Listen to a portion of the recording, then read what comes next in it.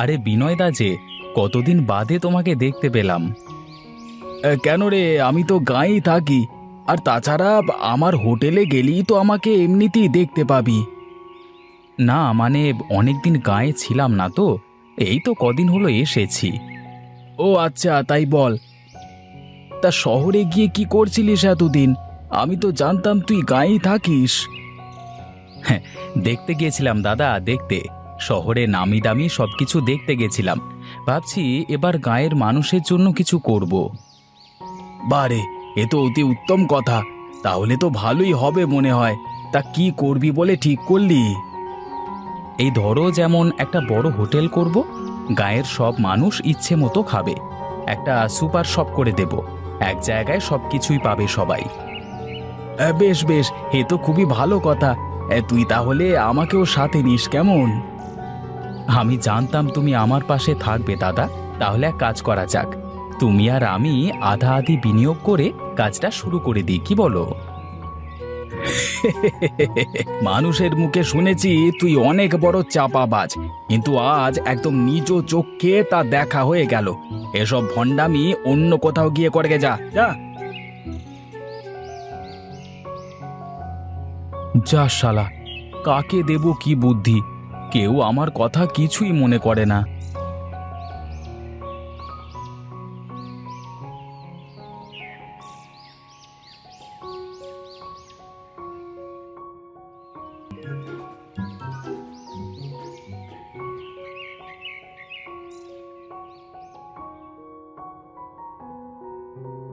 কিরে বাবা, এই রোদের ভিতরে কোথায় গিয়েছিলি তুই?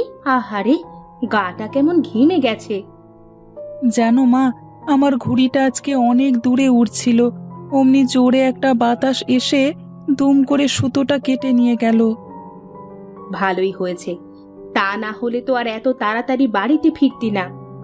ও মা, তুমি বাবাকে বলবে না আমাকে যেন কালকে একটা নতুন ঘুড়ি কিনে দেয়? দুদিন হতে পারলো না, নতুন ঘুড়িটা হারিয়ে আবার নতুন ঘুড়ির জন্য বায়না। তোমরা কিন্তু না দিলে আমি রমেশ কাকার দোকান থেকে কিনে নিয়ে চলে আসবো। না না বাবা, তার দরকার নেই। রমেশ আবার দোকান করলো কবে রে? তোমরা জানো না, বাজারের কাছে রমেশ কাকা দোকান দিচ্ছে। দেখলাম অনেকগুলো ঘুড়ি নিয়ে যাচ্ছে আজ। এই রমেশটা হয়েছে যত নষ্টের মূল। ছেলেপেলের মাথায় ভূত চড়িয়ে দিচ্ছে। বলো না মা, আমাকে একটা নতুন ঘুড়ি কিনে এনে দিতে বলবে? হ্যাঁ রে বাবা, হ্যাঁ বলবো। এখন যা, ঘরে গিয়ে গা জুড়িয়ে নে। রামুদা, হাতের কাজটা শেষ করে একটু এইদিকে এসো তো। এই বলেন দাদাবাবু, কি বলবেন? বসো এখানে। আপাতত খরিদ্দার তো নেই। বলছিলাম যে ব্যবসার যে পরিস্থিতি, তাতে করে তো হোটেল চালানোই মুশকিল হয়ে যাচ্ছে দাদা। হ্যাঁ, তা তো দেখতেই পাচ্ছি। কিন্তু একটা কাজ করলে মনে হয় ভালো হতো। কি কাজ বলো দেখি শুনি।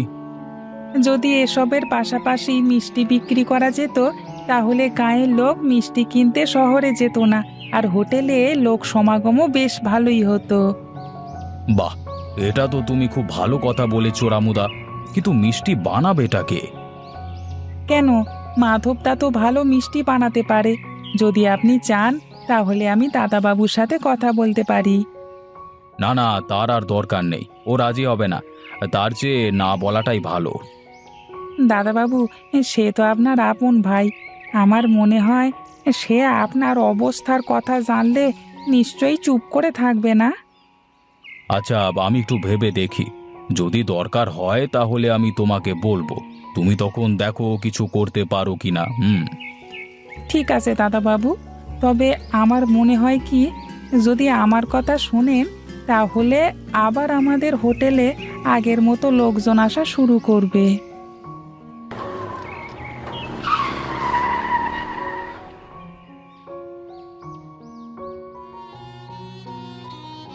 কতবার বলেছি, রাস্তাঘাট পার হওয়ার সময় একটু এদিক সেদিক দেখে পার হবে।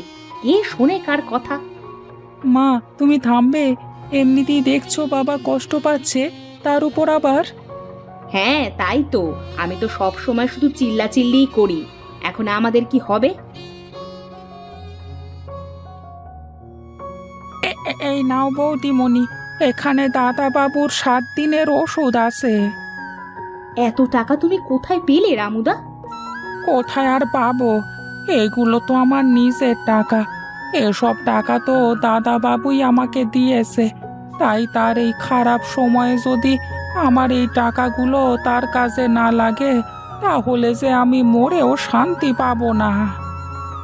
তোমার এই ঋণ আমরা কোনো দিনও শোধ করতে পারবো না রামুদা। আচ্ছা, এসব কথা পরে হবে।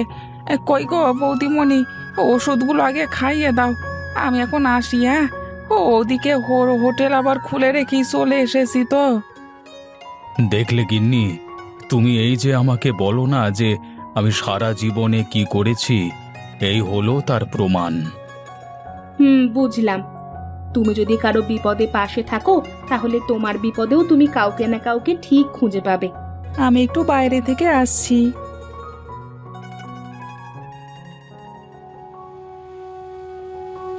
আরে ওটা তপন না? ও এখানে বসে আছে একা কেন, দেখি তো। আরে তপন বাবা, তুমি এখানে? এই দিক দিয়ে যাচ্ছিলাম, তাই তো একটু বসলাম এখানে। এই দিক দিয়ে কোথায় গিয়েছিলে তুমি? বাবা তো অসুস্থ, তাই একটু হোটেলে গেছিলাম। কি হয়েছে দাদার? তার পায়ের উপর দিয়ে ট্রাক চলে গেছে, পা ভেঙে গেছে কাকু। বাবা অনেক কষ্ট পেয়েছে।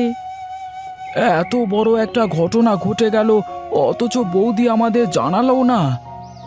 আসলে কাকা, মা বাবাকে নিয়ে খুব ব্যস্ত, আর হোটেলে তো তেমন কেনা বেচা নেই, তাই সংসারে বেশ অভাব চলছে এখন আমাদের। এবার বুঝেছি কি জন্য দাদা বৌদি আমার সাথে যোগাযোগ করে না। চলো বাবা, আমার সাথে চলো।